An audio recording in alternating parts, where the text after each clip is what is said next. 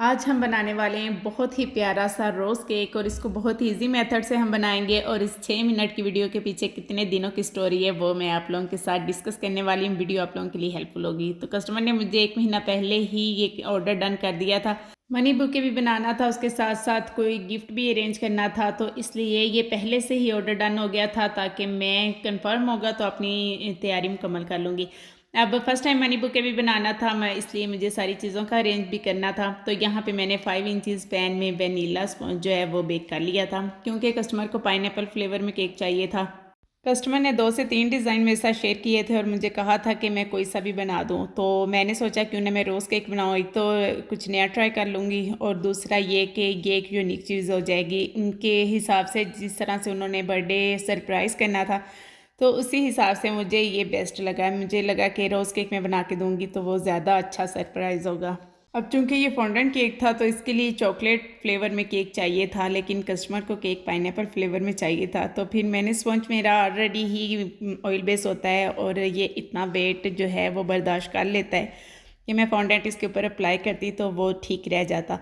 Outer layer के लिए मैंने क्रीम के अंदर चॉकलेट गिनाश मिक्स की और उससे मैंने अच्छे से एक दफ़ा फिर से बीटर चला के बीट कर लिया था और उससे क्रीम काफ़ी ज़्यादा थिक हो गई थी। और जब मैंने इसे केक पे अप्लाई किया और उसे 5 से 6 घंटे का रेस्ट दिया तो केक बहुत अच्छा सा चिल भी हो गया था और बहुत अच्छे से सेट भी हो गया था। ज़्यादा टाइम ही मैंने इसको रेस्ट दिया था क्योंकि ये मिडनाइट की डिलीवरी थी, तो मैंने सुबह अर्ली इसे मैंने बना के तो फ्रिज में रख दिया था। काफ़ी घंटों का इसे स्टे मिल चुका था और केक बहुत अच्छे से सेट हो गया था।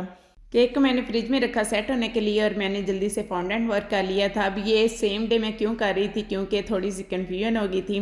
कस्टमर ने मुझे कहा था कि फ़र्स्ट को मिडनाइट में डिलीवरी करनी है, तो मैं इसी हिसाब से बना रही थी, लेकिन उन्होंने मुझे कहा कि 31 को मिडनाइट में ये डिलीवरी करनी है। फर्स्ट डेट तक उन्हें मिल जाना चाहिए, जैसे फर्स्ट डेट स्टार्ट हो तो केक उन तक पहुंच जाए। तो फिर मुझे जल्दी जल्दी सेम डे ही सारा काम करना पड़ा, अदरवाइज़ मैं ये एक दिन पहले करके रख लेती।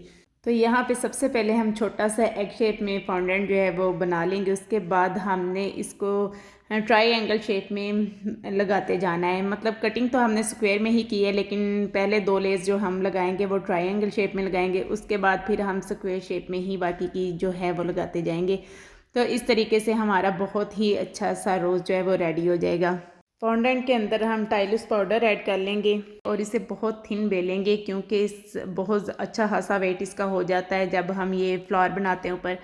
तो इसलिए इसको जितना भी आप थिन कर सकते हैं उतना थिन आपने बेलना है। उसके बाद आपने इस तरह से इसकी स्क्वायर में कटिंग कर लेनी है और बस किनारे हम मोड़ लेंगे और उस तरीके से हम उसको चारों तरफ लगाते जाएंगे, तो फिर वो बहुत ही प्यारा सा रोज़ की शेप में हो जाएगा।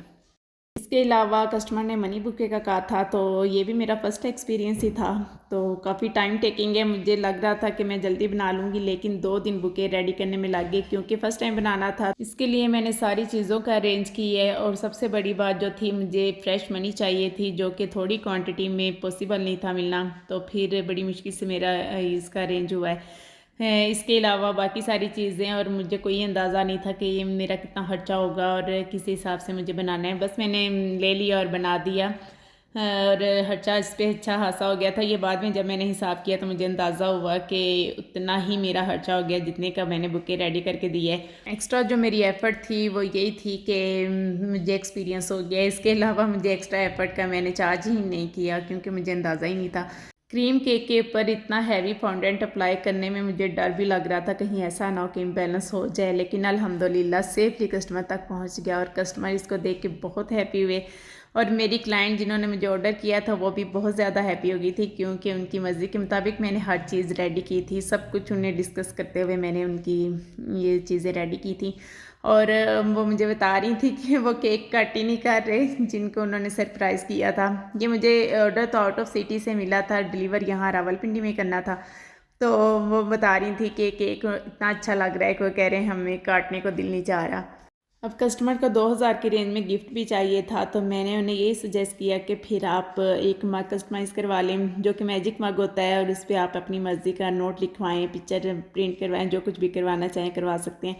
तो उन्होंने कहा ठीक है। उन्होंने फिर मुझे उसकी पेमेंट भेज दी और मैंने फिर वो मग भी कस्टमाइज़ करवा लिया था। और केक बोर्ड पे जो मैंने प्रिंट करवा के लगवाना था वो मेरी बुक शॉप वाले ने, मैंने उनसे कहा कि आप प्रिंट निकाल के मुझे घर पे ही डिलीवर कर दें, तो उन्होंने कहा रात में करूँगा। जब रात को मैंने केक रेडी कर लिया और जब प्रिंट होके आया तो वो इतना बड़ा था जितना मेरा केक बोर्ड था, तो उसको मैं क्या कर सकती थी। यहाँ पे ये देख सकते हैं कि ये हमारा मैजिक मग है जो कस्टमाइज़ करवाया उन्होंने, पिक्चर और कुछ ये ऊपर लिखवाया था। ये जब आप इसमें गर्म चाय डालेंगे तो वो उनके लिए बहुत अच्छा सा सरप्राइज़ होगा। तो फिर उसे मैंने यहाँ पे केक बॉक्स के ऊपर लगा दिया और इस तरीके से भी अच्छा लग रहा था और बहुत अच्छा सा जो था हमारा केक रेडी हो गया था। आप लोगों ने मुझे बताना है कि सारी चीज़ें आपको कैसी लगी। अगर आप इस तरह के सरप्राइज़ प्लान करना चाहते हैं किसी के लिए तो आप मुझे ऑर्डर कर सकते हैं। ये कैंडल्स जो कि कस्टमर ने खुद ही किसी को ऑर्डर की थी और ये मेरे घर में डिलीवर करवाई थी, इस तरीके से मैंने वो भी लगा दी। और ये पूरा पैकेज है, आपको कैसा लगा मुझे ज़रूर बताइएगा।